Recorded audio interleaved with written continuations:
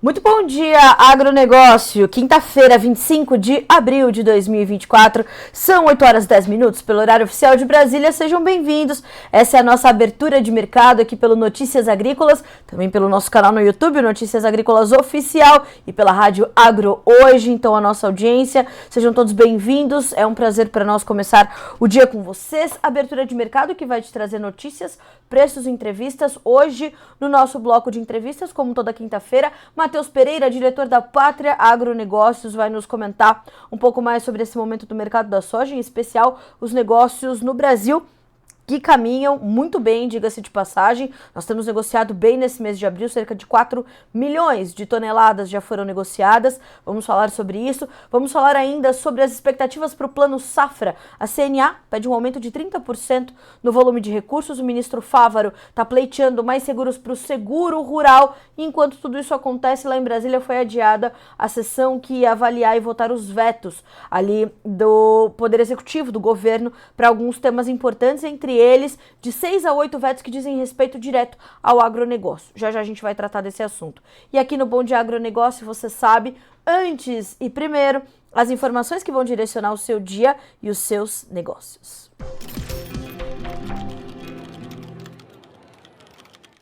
Bom, vamos checar as bolsas, os preços, vamos conferir como os mercados já caminham nessa quinta-feira, melhor dizendo.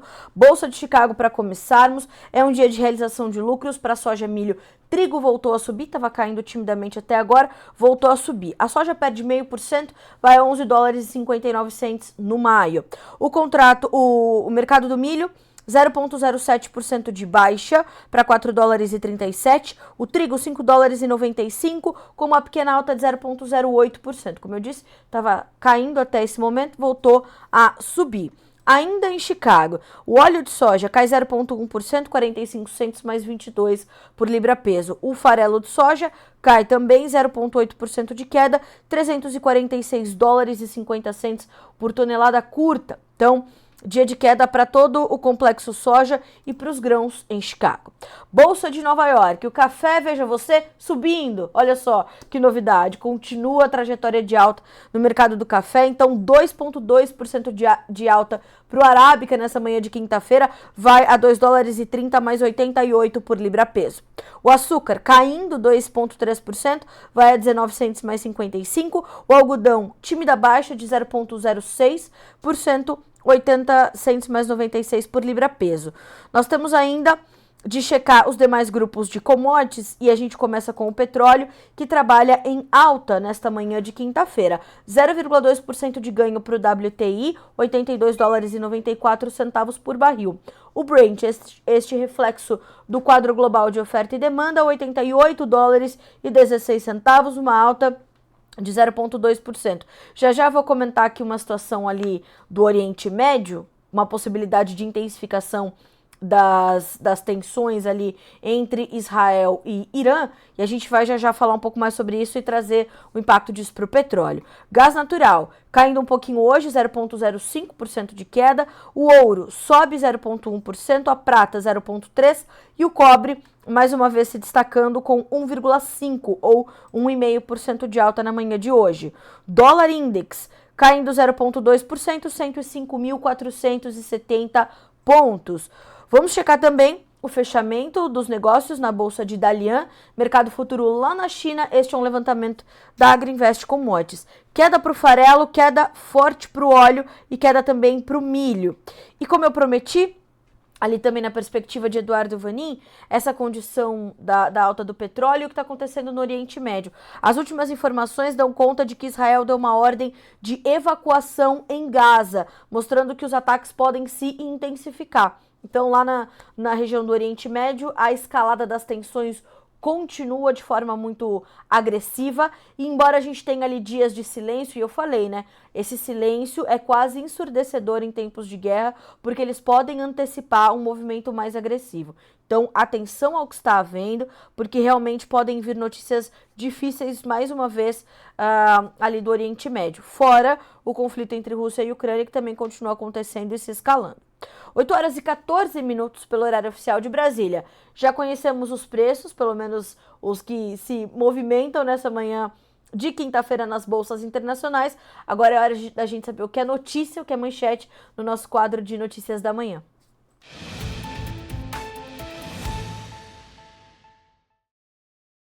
Primeira informação é que a CNA, a Confederação Nacional da Agricultura e Pecuária do Brasil, entregou ao ministro Carlos Fávaro as suas demandas ali para o Plano Safra 2024-25.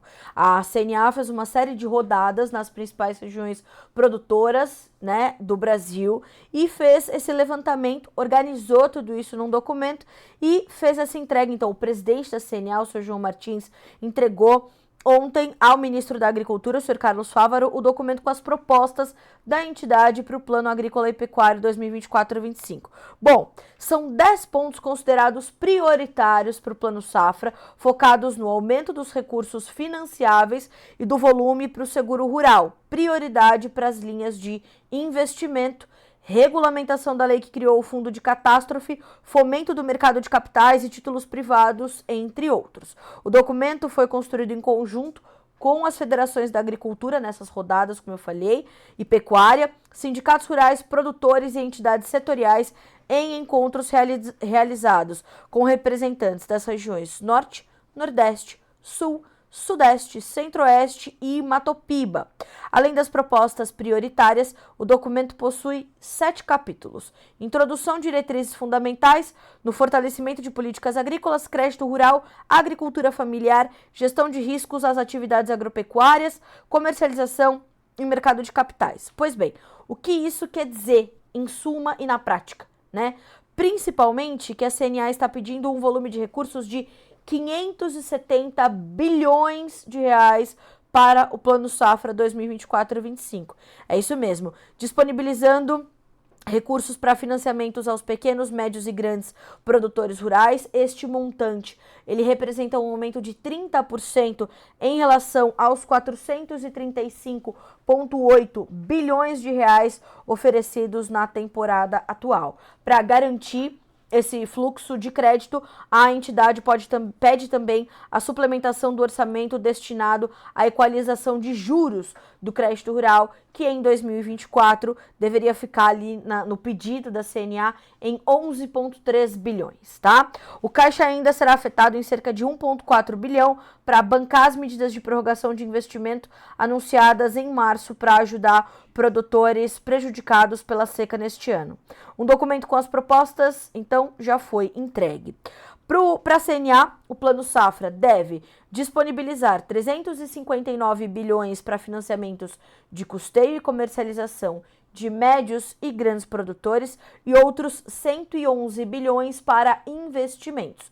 Com isso, a agricultura empresarial teria 470 bilhões de crédito rural nessa próxima temporada, 29% a mais do que no ciclo 2023-24, quando foram ofertados 364 bilhões. Bom, esta é a primeira notícia, essa pedida, então, da CNA, Confederação na Agricultura, para este volume de recursos. Então, 30% a mais é o pleito da CNA levantado e reflexo das demandas que foram erguidas ali junto de todas essas entidades que eu citei. Produtores, sindicatos, federações, entidades setoriais, associações de classe, todo mundo foi ouvido, a CNA organizou, o Sr. João Martins foi lá, entregou o documento para o ministro Carlos Fávaro, que lidera a pasta da Agricultura.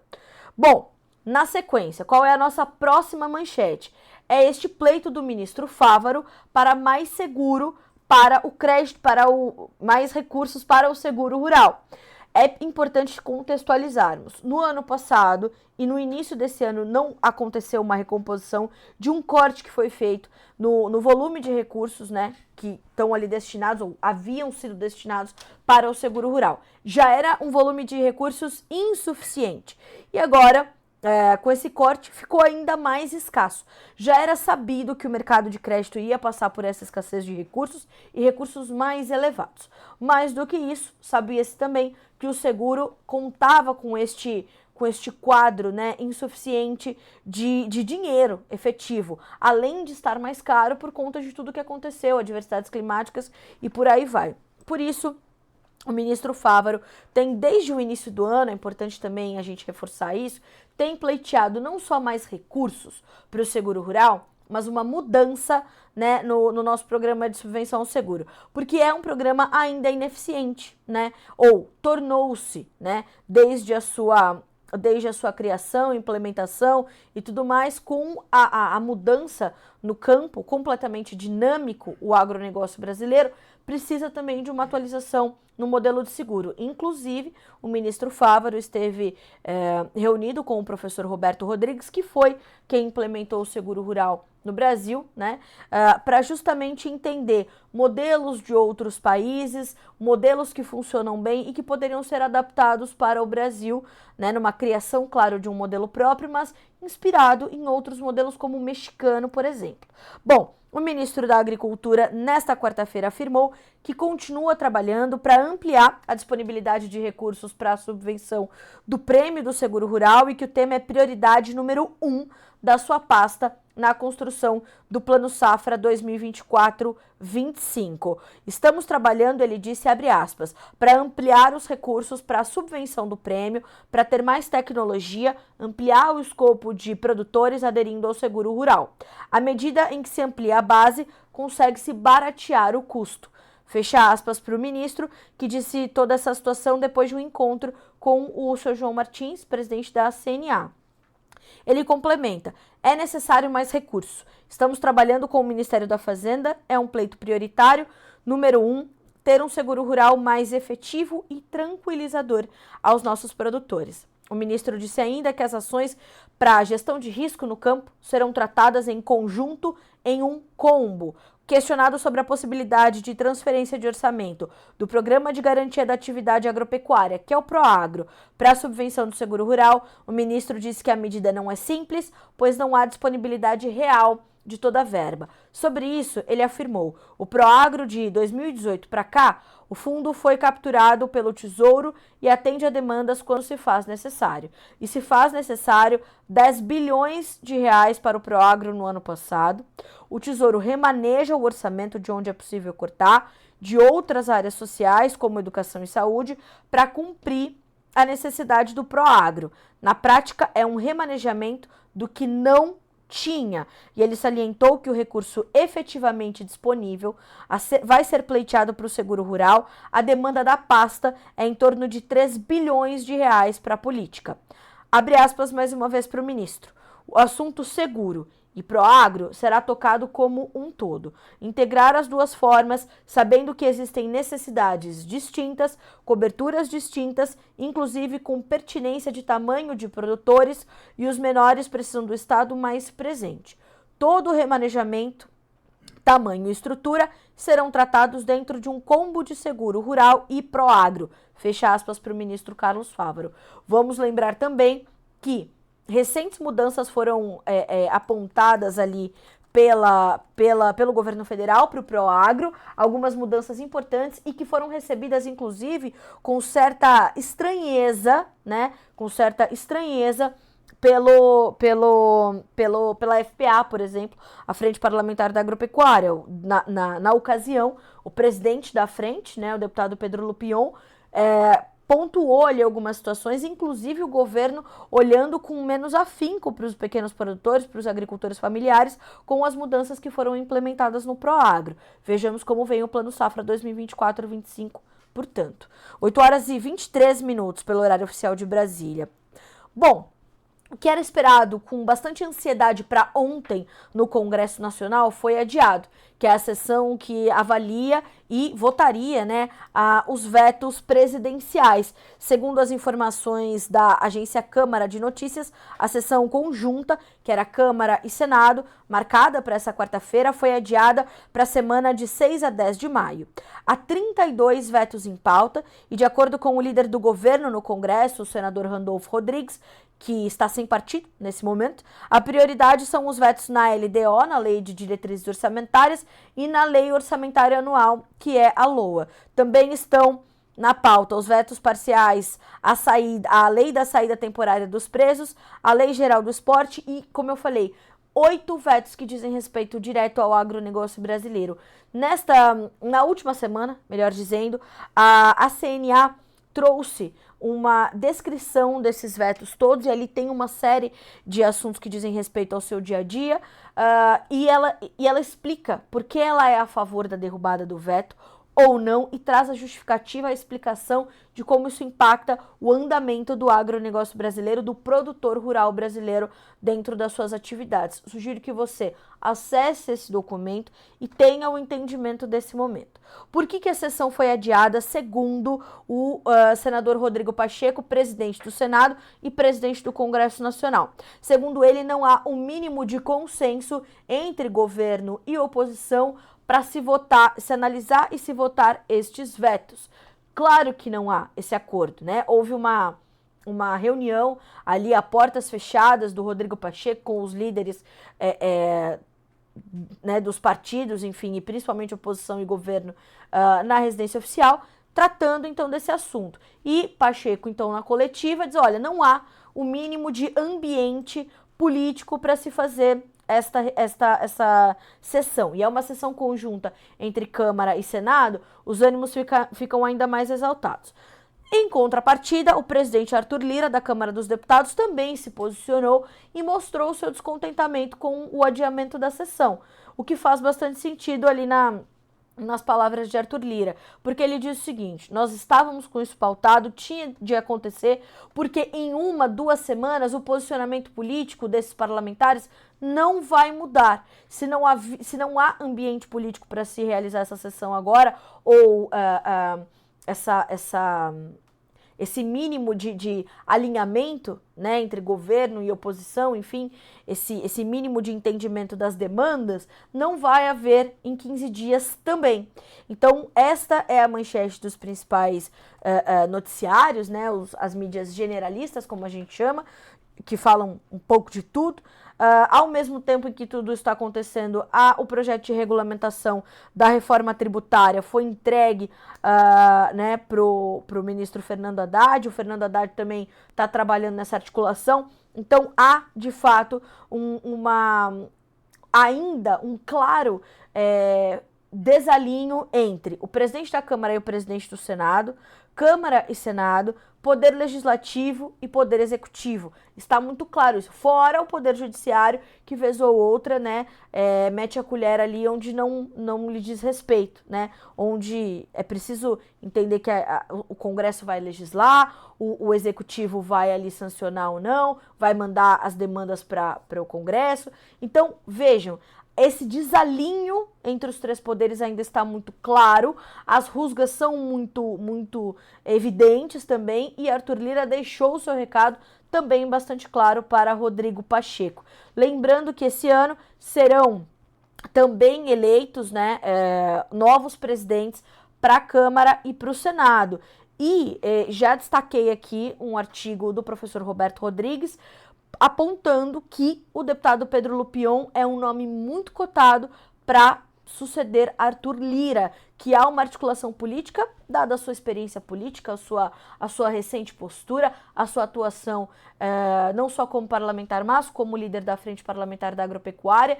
Então, Brasília está, né, ali, pelo menos no Congresso Nacional, se reconstruindo, e esses desalinhos ficando, como eu falei, cada vez mais evidentes. 8h28 pelo horário oficial de Brasília.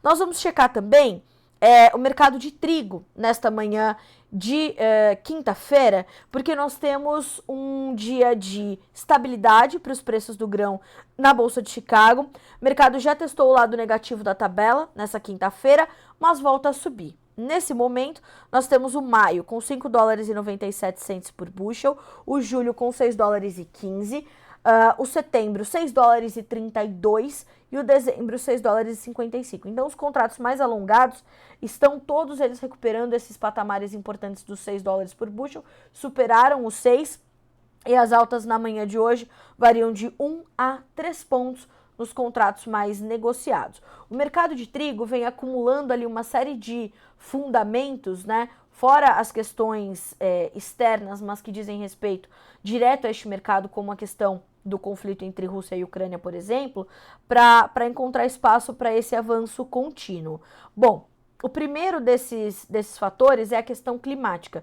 Tanto nos Estados Unidos quanto na Europa, as lavouras, os campos de trigo sofrem com algumas condições desfavoráveis de clima. Nos Estados Unidos, a falta de chuvas ali na região das planícies veio castigando muito, principalmente o trigo de inverno norte-americano. Nessa semana, o USDA cortou o índice de lavouras classificadas como boas ou excelentes de 55% para 50% em apenas uma semana, um corte expressivo, mostrando que as lavouras de fato estão sentindo bastante essa diversidade climática. Mas há uma previsão de chuvas melhores para estas regiões nos próximos dias, o que ou limita as altas ou promove baixas nos preços, não só em Chicago, mas também nas bolsas europeias, né? A gente fala de Chicago, mas ainda tem a bolsa de Kansas nos Estados Unidos que negocia trigo, a gente tem as bolsas europeias e outros mercados internacionais que também acompanham este mercado. Além das condições climáticas nos Estados Unidos, tem também as geadas acontecendo na Europa, castigando uma parte dessas lavouras. Então, como eu falei, um combinado, né, de fatores que vão promovendo essa condição.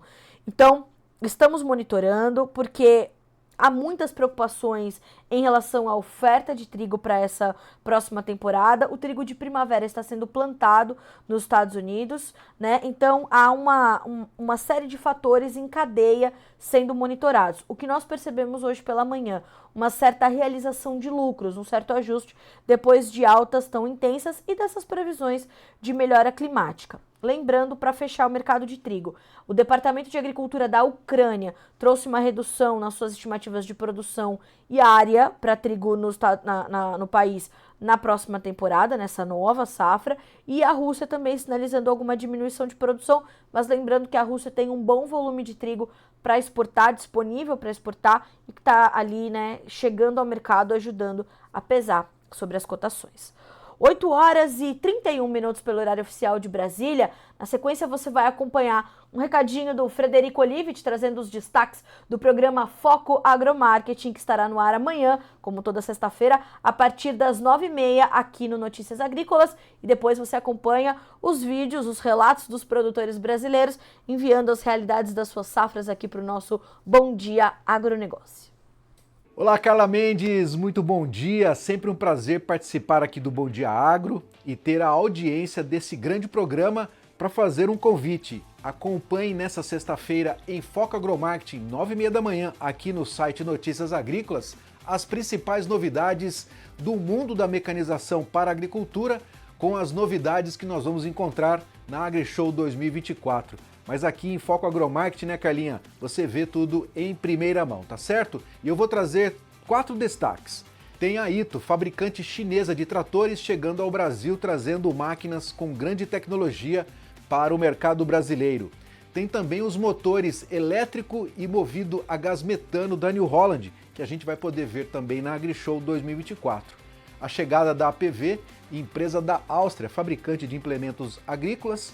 E, claro, o grande lançamento da LS Tractor em 2024, seu trator MT7, trator com motor Perkins para a agricultura adensada, um trator mais estreito, trazendo aí produtividade e eficiência operacional. Tá certo, Carlinha? Tudo isso, Foco Agromarketing, sexta-feira, 9h30 da manhã. E eu espero vocês e você também, né, Carlinha? Sua grande audiência aqui do Bom Dia Agro. Boa tarde, pessoal. Estamos aqui no meio de uma lavoura do híbrido 593 da Morgan, lavoura que eu, há uns 20 dias atrás, 18, 20 dias, fiz um story falando a respeito do pré-pendoamento dela. Hoje ela pendoou, já está em fase de enchimento dos grãos, a espiga já bem formada. É um material que pegou agora nos últimos dias em torno de 20 dias de sol, temperatura alta, mas mesmo assim se comportou bem. Pouca requeima, alguma folhinha só de requeima, por tudo que aconteceu, mas está aí, ó, com um potencial produtivo ainda intacto, com certeza absoluta, com mais algumas chuvas, já está definida a produção. Por isso que eu sempre comento que se fizer bem feito, a tendência é dar certo. Grande abraço a todos. Vou filmar agora aqui, ó, aqui o 9510 KWS, tá bem mais verde. Ele perdeu menos folhas, ó, você pode notar, é nítido, né? 9510. Nós temos, ó, espigas, ó, tá bem espigado. Ó, tô aqui voltando um pouco. Esse aqui é o 9510. Não quero abrir muita espiga para não estragar as espigas. Então, bem na divisa aqui, ó. Aqui é a divisa, né? A divisa, o 33. Aqui para cima é o 3310, ó. Ele sentiu bastante mesmo. Mas ele sentiu por causa da... Ele é mais rápido, né? Como a gente já tinha comentado. E o 9510 está aqui ainda. Lógico, tá sentindo também, só que menos, né? Nós estamos bem na divisa. A gente nota de novo aqui, opa! Aqui o 9510 está bem mais verde e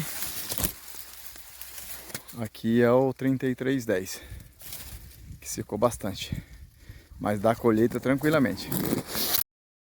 E esse aqui é o 7510, pomo verde, enraizamento está mais profundo. Ó, esse daqui é o 7510. Ele é mais sadio, bem mais sadio, o pendão um pouco mais alto. Ele tem uma tolerância maior, questão de doença, ele aguenta mais a bancada. Eu já sabia disso, né? Depois que a gente trouxe ele para cá. Ó. Esse aqui, você pode notar que ele, ó, ele tá bem mais sadio por baixo, né? A gente pode observar que o 7510 ele tá mais sadio. Isso é visto, né? Eu vou mostrar o 3310 que tá ali, ó. Pra cima, esse é o 3310 que tá lá. E esse aqui é o 7510. Tá vendo?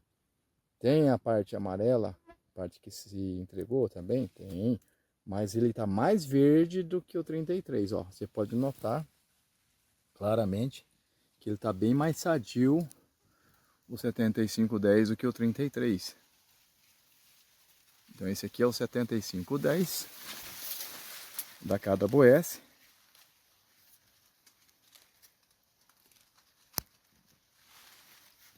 O colmo dele tá totalmente verde, ó.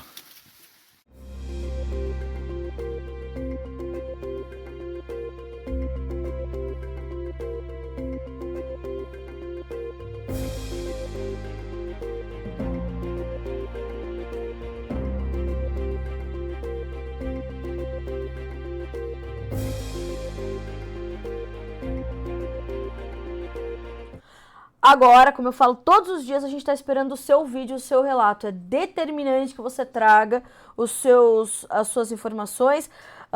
Como, por exemplo, aqui, ó, o André Bezerra, de Mato Grosso do Sul. Matheus Burguel, produtor da nossa região. Ah, não. Falando aqui, eu queria ver aqui das chuvas.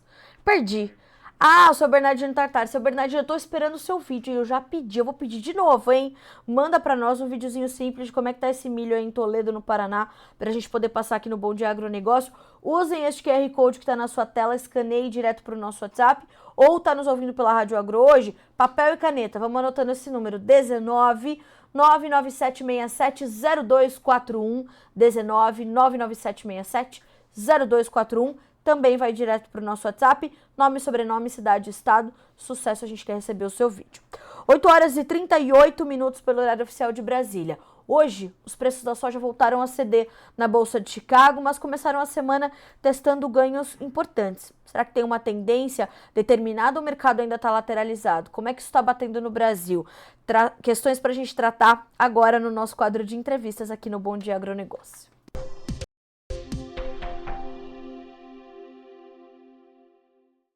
E como hoje é quinta-feira, é dia de Pátria Agronegócios, a quinta com a Pátria aqui no Bom Dia Agro. Matheus Pereira, seja bem-vindo, meu amigo, sempre bom estar com você. Bom dia. Bom dia, Carla. Bom dia a todos que estão por aqui assistindo, escutando. Prazerão estar aqui mais uma vez, quinta-feira, com vocês. Prazer é nosso. Esses preços em Chicago fazem sentido para ti? Essas baixas de hoje, elas estavam sendo esperadas mesmo depois das últimas altas do início da semana? Ou é uma reação clara do mercado de que ele está bem sem rota, sem direção? É um mercado, assim, sem sem esteio, né? Mercado sem direção, mercado sem alguma base fundamental para puxar as rédeas, assim dizendo, né, Carla? O mercado ele segue sempre, né, alguma teoria fundamental que justifique, né, altas ou baixas ao longo prazo. E atualmente, realmente, o mercado entra nessa crise, essa crise existencial, né, essa crise fundamentalista, aonde a safra brasileira já está em sua retíssima final, né? Ainda existe área a ser colhida nos extremos do Brasil e até algumas partes na região central, muito poucas, porém ainda existentes, né? Assim como, Carla, uma nova safra americana vem desenhando no cenário, a gente sabe que safra norte-americana já não tem aquele poder, né, de significância no mercado internacional, pois não são safra, não é uma safra, né, pode sofrer grandes variações de oferta, né? Ela pode subir um pouco, pode cair um pouco, nada de significante, como no Brasil ainda, né? Climas temperados, a gente sofre de maiores variações climáticas. Então, realmente, o mercado por agora, cara, fica nessa lateralização, assim dizendo. Agora, Matheus, a gente já entendeu, né, que Chicago precisa de novas notícias para se direcionar, é isso? Exatamente. Tá. Como é que isso está chegando aqui para o produtor brasileiro? Porque eu vejo que nós estamos negociando bem, avançando com os negócios, a comercialização no Brasil está ganhando um pouco mais de ritmo. Embora eu queria entender de ti, se ainda há certo atraso em relação ao ano passado, a anos anteriores, e também saber como é que isso está impactando nos novos negócios. Cara, sendo bem direto, comercialização muito atrasada, a gente não tem nenhum grande avanço por agora, né? Quando comparado à média, quando comparado ao ano passado. Na verdade, quando se compara a safra 23, 24, né? O ciclo já 24, 25, eles se desenham de uma maneira semelhante, né? A intenção de novos compromissos, né? Vendas antecipadas. Volume é baixo, realmente fazendo só sobre circunstâncias de trocas favoráveis, né? Que está, sim, aparecendo alguns negócios interessantes, viu, Carlos? Eu não posso deixar passar batido, né? Que existem, sim, algumas regiões do Brasil com a logística um pouco mais desafogada, né? Onde o fornecedor de insumos tem conseguido, sim, colocar boas propostas de troca na mão do produtor rural, tá? Tem que ser avaliada com muito cuidado, com muita atenção. Mas o que tem realmente sustentado o mercado aqui no Brasil, né? Tanto o dólar, que sofreu essa alavancagem, né, agressiva nas últimas semanas, como a gente vem alertando aqui a clientela pátria já há meses, né, dessa capacidade do dólar retomar as altas, assim como os prêmios, né, que subiram, tiveram aquele ganho vertiginoso também nos últimos 30, 40 dias, agora são prêmios que se mantêm ali no high positivo, porém, né, estancados, eles não têm força de subir ainda mais, né, como teve essa campanha de altas nos últimos 30 dias, e também não tem justificativa, né, para empilhar quedas, né, para colocar quedas aí no curto prazo, cara. Então, é um mercado que Chicago não traz ânimo, porém, né, tanto o dólar quanto prêmios foi aí o salvador da pátria, assim dizendo, né, nas últimas semanas. Matheus, quando a gente pensa em formação de preços, ou se a gente olha para o Porto, por exemplo, a gente está falando de que níveis de preços e o quanto disso trouxe de fato ou efetivamente uma melhora para as margens dos produtores, ou foi tímida essa melhora? Olha, Carla, negócio realizado, oferta, né, hoje de venda, base Santos, maio, pagamento junho, a R$ 134. Pagamento, para embarque junho, pagamento julho, 135. Julho, pagamento agosto, 136,50. A gente está falando aí, né, que as ofertas hoje disponíveis base Porto, né, no caso usando referência Santos por agora, já estão muito próximas, Carla, às melhores ofertas, né, realizadas para a safra 23 e 24. Nem mesmo olhando no passado, né, quando o mercado disponível no Brasil beirava ainda aqui na região central algo próximo a 130, 140, né, no disponível, tá? Falando de safra 23 no passado, nem mesmo quando o disponível estava nesses patamares mais elevados, né? As ofertas da safra entrega 24 nunca se aproximaram, né, dos patamares que estamos por agora. As máximas foram ali perto de 140, perdão, 138, 140, a depender muito do porto, né? A gente está falando de 136,50, está muito próximo, né, dos patamares mais altos, né, observados para esse ciclo safra 23, 24. Então, sim, é uma vertiginosa melhora, né? A gente enxerga ainda melhoras pela frente, Carla. vai romper agora essa reta final, essa última semana do mês de abril. É uma semana ainda que tem necessidade de volume de negócio. O base produtiva com soja na mão precisa vender para pagar a conta, normal, tá? Mas passado isso, a gente vê assim que o mercado ele tem capacidade de retomar a empilhada de altas por prêmios, tá? O dólar não por justificativas em relação ao mercado da soja, mas por justificativas na política, todo esse desconforto não só na política interna do Brasil, que é o principal problema, mas na geopolítica internacional, que virou um fator de catalisador, né, um acelerador das altas do dólar. Então, sim, está bom, já está melhorando e tende sim a melhorar um pouco mais ainda, Carla. E essa melhora que continua no radar, ela vem ainda muito atrelada a essa condição de prêmios de dólar? Ou eventuais rallies em Chicago podem ser registrados por conta das questões climáticas nos Estados Unidos, Matheus? Olha, Carla, poder sim, temos a possibilidade, né, de grandes movimentos climáticos na safra norte-americana. É comum, né, a safra dos Estados Unidos, ela cria uma reação, né, muito forte dentro do mercado em Chicago, tá? Porém, Carla, é improvável, né, que a gente tenha realmente uma grande quebra significante, né, como foi o ano passado em território norte-americano. Climas temperados, né, como é o caso dos Estados Unidos, né, região do hemisfério norte subtropical, né, ou enfim, esse clima mais temperado, ele sofre muito com inversões, né, de El Niños. A neutralidade ou laninha, né, não traz, né, um grande efeito nocivo, né, pelo menos na história, baseado em estatística, né, e observação do que já foi passado. Não temos aí grandes problemas no radar, né, com um Enzo, né, 3.4 configurando ali neutralidade, já agora a partir de maio, tá? Em abril já estamos na fase final desse El Niño que prejudicou a safra brasileira, causou o que causou na safra norte-americana, foi redução, foi. A gente até hoje vê gente com, enfim, querendo talvez fantasiar o inegável, né? Falando que não existiu quebra na safra norte-americana, epifania, ou talvez desconhecimento prático do que acontece. A safra norte-americana sofreu um corte de 10 milhões de toneladas, quase 10 milhões de toneladas no último ciclo. O Brasil também teve entre potencial produtivo e resultado final 20 milhões a menos. Porém, né, estamos entrando em neutralidade, tá, cara? E mesmo que configure um laninha rapidamente, que é improvável, quase impossível, a configuração de um laninha para a safra norte-americana. Estamos falando em possibilidade de um novo laninha somente ao fim do ano de 2024, que pode interferir safra Brasil, não mais safra norte-americana. Então, sim, Carla, é improvável, tá? Improvável que a gente tenha algum rally, né, alguma movimentação abrupta justificando altas em Chicago, baseado realmente em condição climática da safra norte-americana, tá? Muita atenção nisso, tem gente que está apoiando, né, e colocando toda a sua estratégia em risco sobre safra dos Estados Unidos.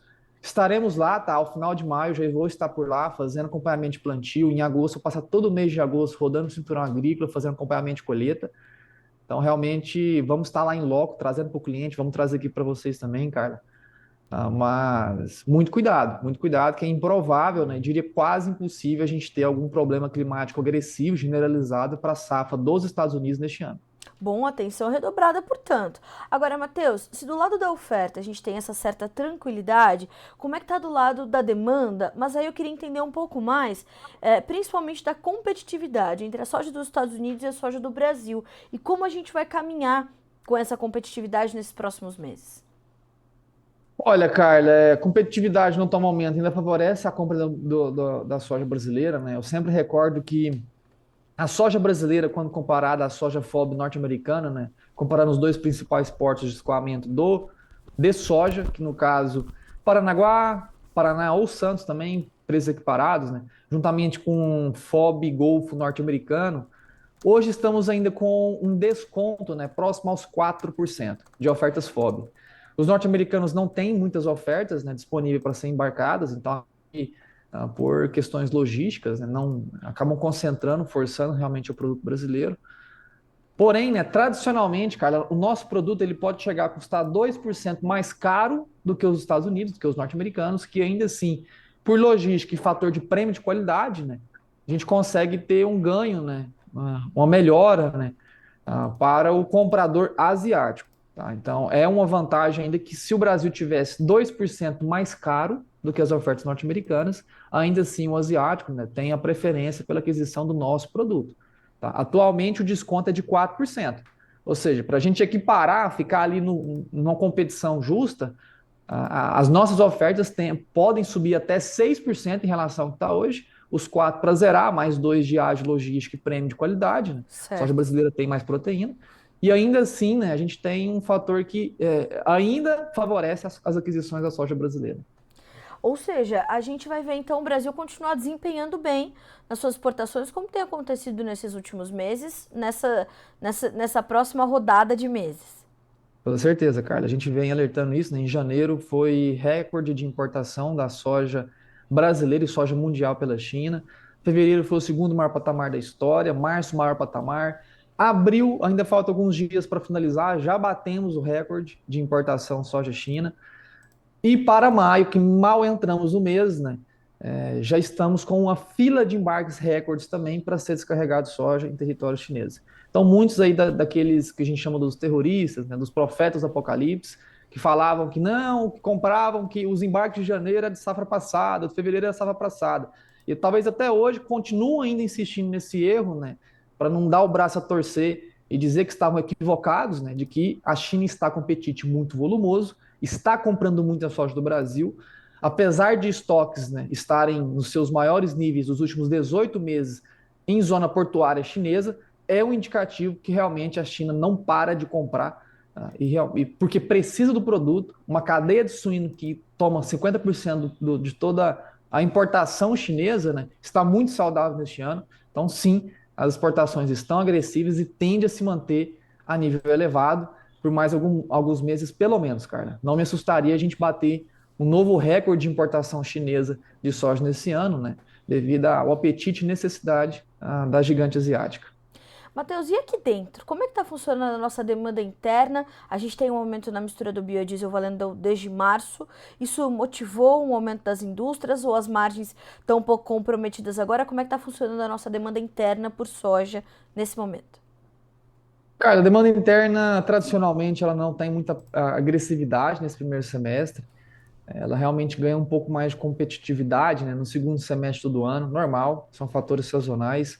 Mas acreditamos sim no empilhamento, né, numa elevação da demanda interna brasileira. Estou até pegando o número aqui correto que do nosso último levantamento, mas sim, é um mercado que favorece a demanda como um todo, né, não só a exportação em ritmo elevado, assim como também, né, o consumidor interno aqui com a necessidade, né, e uma margem favorável, vou dizer, não vou dizer tão muito saudável por agora, mas sim uma margem favorável realmente à aquisição, à elevação do consumo. Estimamos, o Carla, que a elevação do consumo interno, só um minuto que está carregando aqui, vai subir do ano passado de 56 consumo doméstico, 56,8, para em torno de 57,1. Não é um salto tão agressivo quanto aconteceu da safra 21-22 para 22-23, que foram quase 10% de incremento, mas sim uma elevação, né?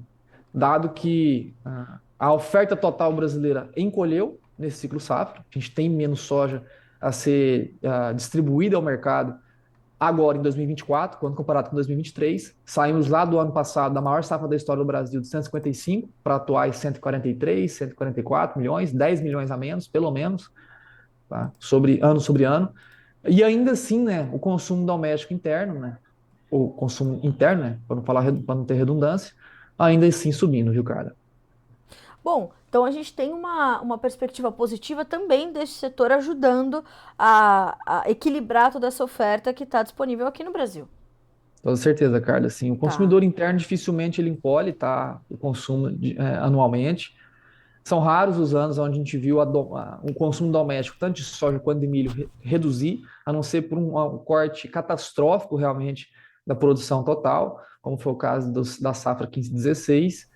Mas caso contrário, a gente sempre vem, né, empilhando assim, altas, mesmo que modestas, em alguns anos um pouco maiores, vai depender realmente do que temos produzido, né? Não adianta a gente falar que a gente quer crescer 10% ao ano do consumo interno se não tem soja o suficiente para abarcar, né, tanto exportação quanto uma elevação tão abrupta, né, do consumidor interno. Bom, Matheus, para a gente finalizar, a gente tem uma pergunta aqui para ti eu quero achar aqui. pessoal da Aliança Consultoria. Bom dia, devido à quebra na safra de trigo no sul, no último ano os produtores estão muito preocupados em investir no trigo.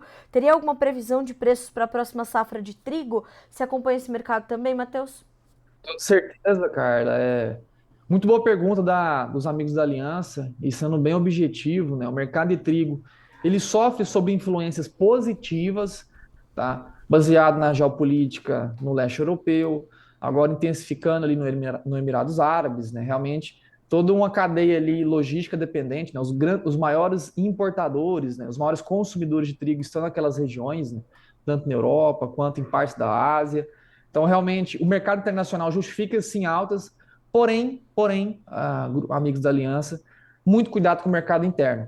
Tá? Neste ciclo safra atual, né, em especial olhando safra de inverno brasileira, a gente houve um incremento muito alto das culturas alternativas, né, ao milho segunda safra. Tivemos uma redução a nível nacional de quase 10%, mais de 10% da área total de milho segunda safra. Os principais estados, né, que reduziram a área total foram os estados do centro-oeste aqui do Brasil, né, Mato Grosso, Goiás, Mato Grosso do Sul, que são os principais produtores, por falta de janela, falta de remuneração saudável ao produtor de milho segunda safra. E muitas dessas culturas alternativas foram a principal opção, né? Como é o caso do gergelim em algumas regiões do Mato Grosso, girassol em Goiás, e até o trigo, né? Que foi realmente uma cultura que não se observava tanto o incremento de plantio segunda safra aqui na região central brasileira, que neste ano se tornou um pouco mais comum. Então a gente houve sim uma expansão muito grande da área de milho, de trigo, perdão, de inverno aqui na região central brasileira, que pode sim, né, dar uma abarrotada, né, uma dificultada no escoamento do produto interno. Apesar de um cenário externo favorável, a gente tem aqui uma oferta muito maior, né, nesse ciclo safra do milho, do trigo aqui dentro do nosso Brasil. Então, muita observação, tá? Quando a gente olha só a zona externa, né, justifica alta, sim. Porém, quando a gente vai olhar o mercado interno, que é o que nos importa, infelizmente, né, esse excesso de oferta deve pesar sobre preços, né, e dificultar qualquer retomada de altas. Matheus, complementando essa questão do trigo, o Rodrigo Sapiaginski diz o seguinte, ó. Bom dia, Carla e Matheus. Bom dia, Rodrigo. A restrição do trigo russo, problemas de clima na União Europeia e Ásia, tudo isso pode desencadear uma corrida altista para o trigo, milho e chegar também à soja? Olha, a soja, no caso, né, ela vai muito mais por efeito secundário, né? A gente não tem efeitos diretos ao mercado da soja por esses conflitos, né? Algo que a gente vem insistindo já, enfim, desde o estopim da guerra entre Rússia e Ucrânia, que já está há mais de 2 anos atrás, né? A gente vem mostrando que realmente não existe efeito direto ao nosso mercado, né? Mesmo que se a gente tratar da importação de fertilizantes, né, que foi regularizado, novas rotas foram criadas, né? O ser humano é criativo, se tem dificuldades realmente em uma zona, procura uma alternativa. Fica mais caro a logística, porém não deixa de abastecer. Então, na soja, infelizmente, são consequências secundárias. O que são as consequências secundárias, meu amigo? Realmente é um estresse do mercado financeiro que justifica altas no dólar, que vai encarecer realmente custo, porém também, né, melhora muito a relação de pagamento em reais por saca da nossa soja.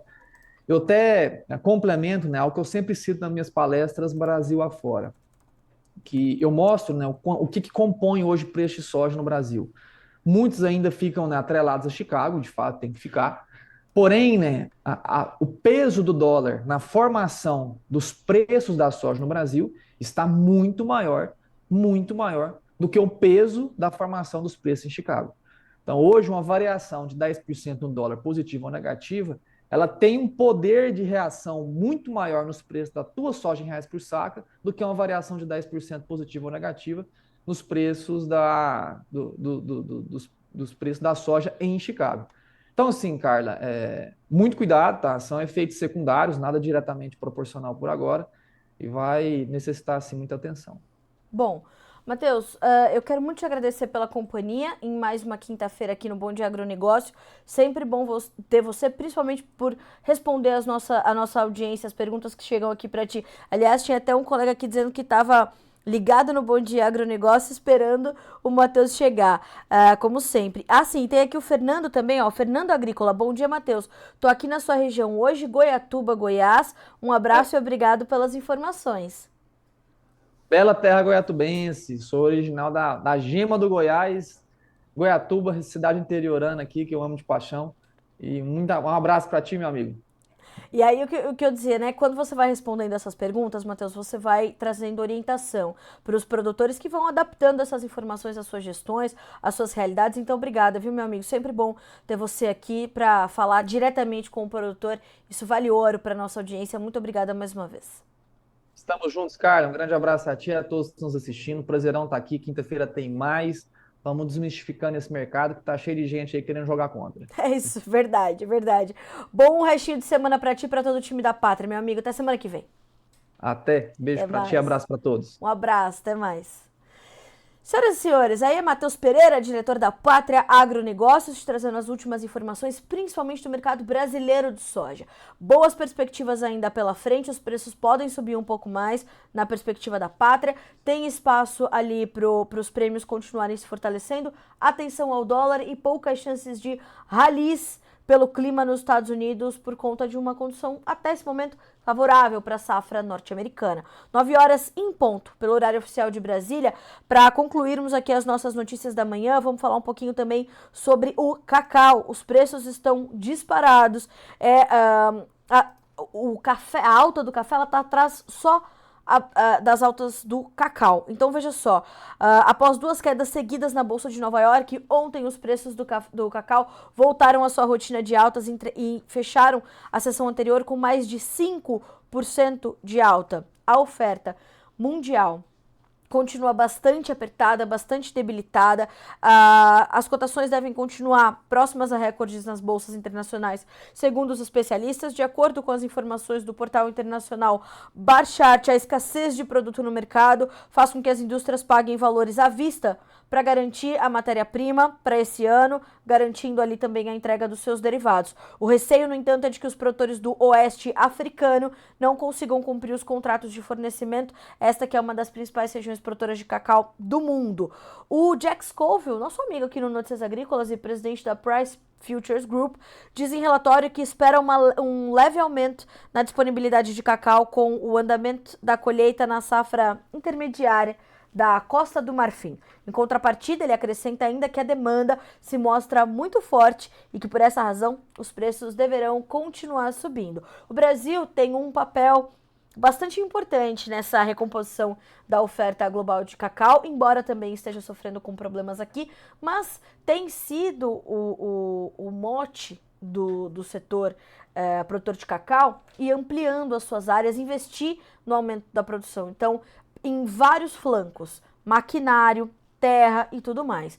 Então, esse investimento está muito atrelado a essa recomposição da oferta, lembrando que o Brasil já foi o maior produtor mundial deste produto, né, do cacau. E vamos aí galgando novas posições e quem sabe retomar essa posição. São 9 horas e 2 minutos pelo horário oficial de Brasília. Eu quero agradecer aqui as inúmeras mensagens que vou recebendo ao longo da nossa edição desta quinta-feira. Quero agradecer o Cleiton, o Ezequiel, o João Alvarenga. Eu recebi aqui, ó, Paraguai acompanhando, o Diego Beckhauser, Bom Dia Santa Rita, no Paraguai. Tem também o Francisco Garcia acompanhando a gente de Gainesville, na Flórida. O André falando de Sidrolândia, no Mato Grosso do Sul. Ó, Sidrolândia está ligada no Bom Dia Agronegócios. Gostei de ver também o João Alvarenga dizendo, ó, estamos na rede Hiperagro, no município de Candeias. E eu tenho recebido muito esse feedback, eu quero muito agradecer a isso. Bom Dia Agronegócio, a nossa abertura de mercado está sendo transmitido em redes como a Hiperagro, em cooperativas, em sindicatos rurais, em empresas, em consultorias, e isso é o selo de credibilidade que o jornalista precisa, né? Aumentar a sua audiência, ter confiança no seu trabalho. Eu quero muito agradecer a confiança da audiência de vocês, não só do Bom Dia Agronegócio, mas do Notícias Agrícolas todo no Bom Dia Agronegócio, né? Esse que é um programa tão jovem frente a toda a experiência do Notícias Agrícolas, mas que vai buscando consolidar aí o seu espaço entre, como eu falei e falo sempre, essa audiência tão seleta. Então, muito obrigada mais uma vez pela companhia de vocês, é um prazer dividir as minhas manhãs com vocês. Continuem participando, mandando as suas mensagens, mandando os seus posicionamentos, mandando as suas opiniões, as suas sugestões de pauta. Tudo isso é importante para a gente enriquecer e atender às suas demandas, porque o Bom Dia Agronegócio é um programa feito pela nossa audiência e para a nossa audiência, certo? Amanhã a gente está de volta a partir das 8 horas da manhã. A gente está te esperando. Boa quinta-feira, bons negócios. Até mais!